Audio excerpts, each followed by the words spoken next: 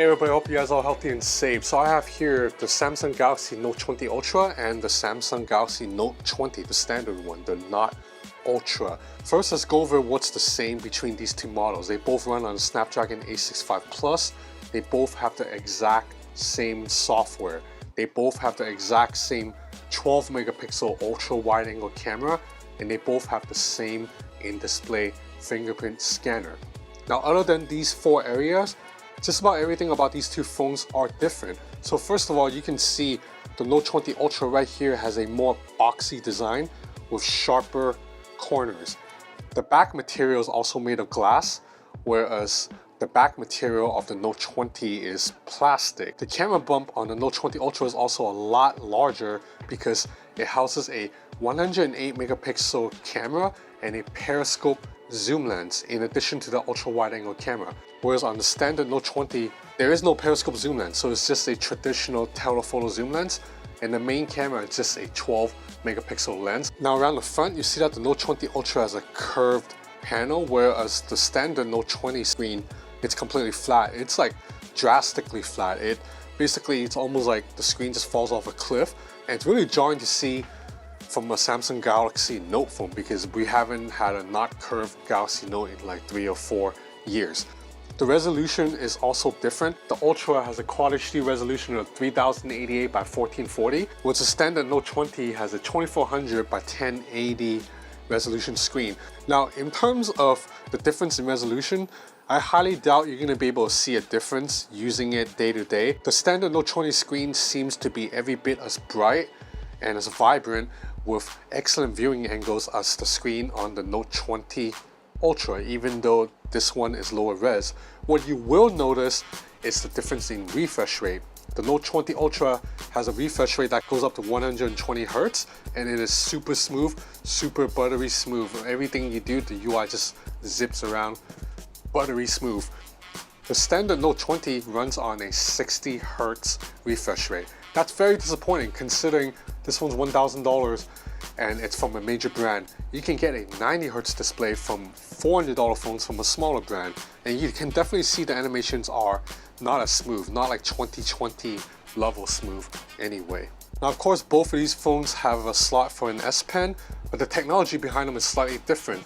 The S Pen on the standard Note 20, it's basically unchanged from last year's Note 10 Plus, Note 10, but the S Pen on the S20 Ultra now has a newer, lower latency. So it's down to 9 milliseconds, and that paired with the 120 Hz panel, because the screen is refreshing so fast and the latency between S Pen and screen is also lower, your eyes will not be able to see a delay whatsoever. It feels like pen on paper, basically. Whereas on the standard Note 20, you see a slight delay if you really pay attention. Like, you really slow down this video and see, you'll see that my hand movement is slightly ahead of what's showing on the screen. It's not too bad, to be honest. You probably wouldn't even notice it unless you're really looking into it, but there is a slight difference in responsiveness between these two styluses. Now, the Ultra also has more RAM. Naturally, the base model starts at 12 gigs of RAM and it can go all the way up to 16 gigs, whereas the standard Note 20, so it's locked at 8 gigs of RAM. There's also no expandable storage on the standard Note 20, whereas the Ultra lets you expand your storage up to 1 terabyte via a micro SD card. So naturally, the Note 20 Ultra is more expensive at $1,300, whereas the standard Note 20 starts at $1,000. Now, when Samsung first announced both of these phones at Unpacked, me and several other tech reviewers and YouTubers, we were all blown away by the fact that Samsung was charging $1,000 for this phone, because this, to be honest, going by the list of differences I just ran through, this feels like it should be a mid-range phone, right? Plastic back, 60 Hz refresh rate, no periscope zoom lens, no special 108 megapixel camera, 1080p display. So the fact that Samsung is selling this for $1,000 seems a little bit insulting and aggressive to consumers. And a lot of us out there said you might as well just pay $1,300 for this if you're gonna pay $1,000 for this.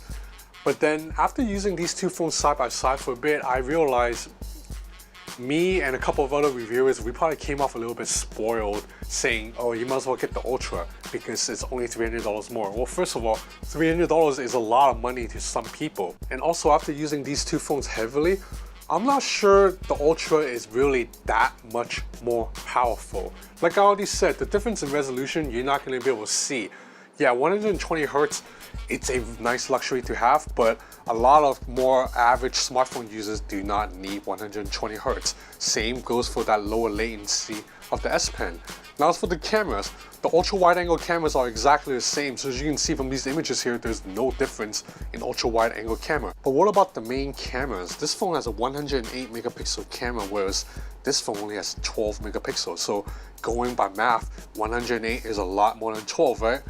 But what if I told you that there are not that much difference between image quality between the 108 megapixel camera and the 12 megapixel camera? I mean, this is a little bit better, but it's not that much. So let me show you photo samples. Okay, so here I have a series of images taken by the Samsung Galaxy Note 20 and the Note 20 Ultra. So we'll look at 1x photo first under excellent lighting conditions. So on my left is the Note 20 Ultra. On my right is the standard Note 20 not Ultra. They look equally nice on this really large, beautiful 5K panel. But we'll go into actual size, so Control 0 for full size. So even though the Ultra has a 108 megapixel sensor, by default it shoots a pixel binned 12 megapixel sensor anyway. So that explains why both of these photos actually come out around the same size.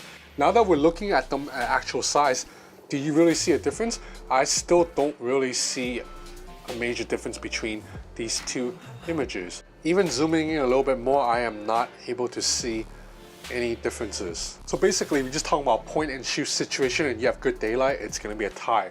Now let's look at nighttime. So again, to my eyes, they look very similar in terms of color accuracy, dynamic range, and balance. Let's go into actual size. You see, once again, I mean, are you seeing a difference? I am not. It's not like the Ultra's image is even that much brighter.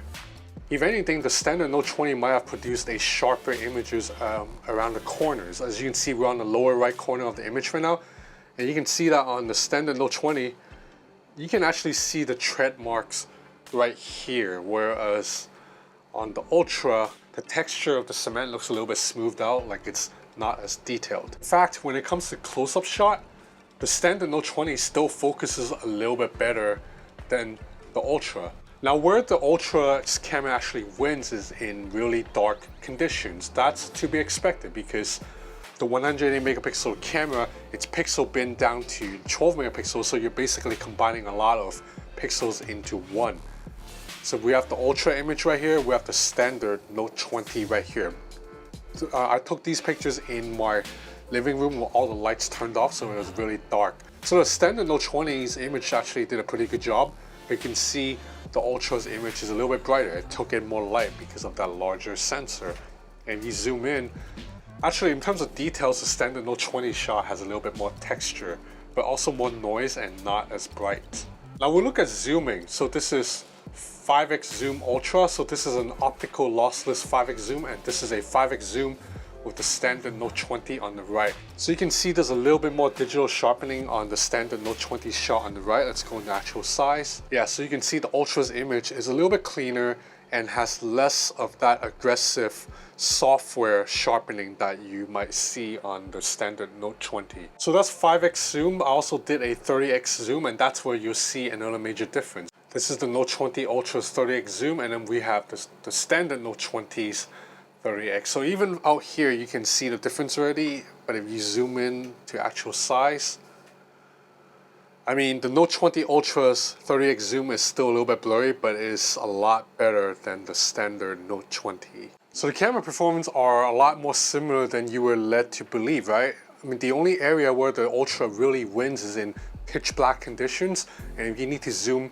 beyond 2x. If you don't zoom that much and you don't take pictures in pitch black rooms, if you like to take your pictures, you know, more like a normal human being outside under the sun, the standard Note 20 is gonna do basically the exact same thing as the Note 20 Ultra, and in some cases produce a better shot because this focuses a little bit faster and a little bit sharper. I mean, just look at some more standard Note 20 photo samples. By and large, the camera system here is still really good, and you're still getting some really good video stabilization. And you know, one more thing I didn't expect I would say, I actually prefer the flat panel of the standard Note over the curved panel of the Note 20 Ultra. Now, This is not usual for me because I'm someone who likes curved screens. I'm actually a big fan of Huawei's waterfall display, and in general, I just think curved screens look so much better. But I think for something like a Galaxy Note, a flat screen actually makes more sense because of this. Because this is a device where you use to take notes. So having a flat display means you can write a little bit easier. It's just comfortable and you don't have to worry about the S Pen sliding off the edge accidentally when you're taking notes. A flat panel actually makes sense when it's doubling as a piece of paper, right? Or a notepad. I mean, when you're writing something on a notepad, you wouldn't want the sides to be curved. And also because the Note 20 Ultra is so large and so boxy, the curved screen's actually a little bit hard to use when you're using the phone one-handed. The Note 20 is just a little bit more comfortable to hold.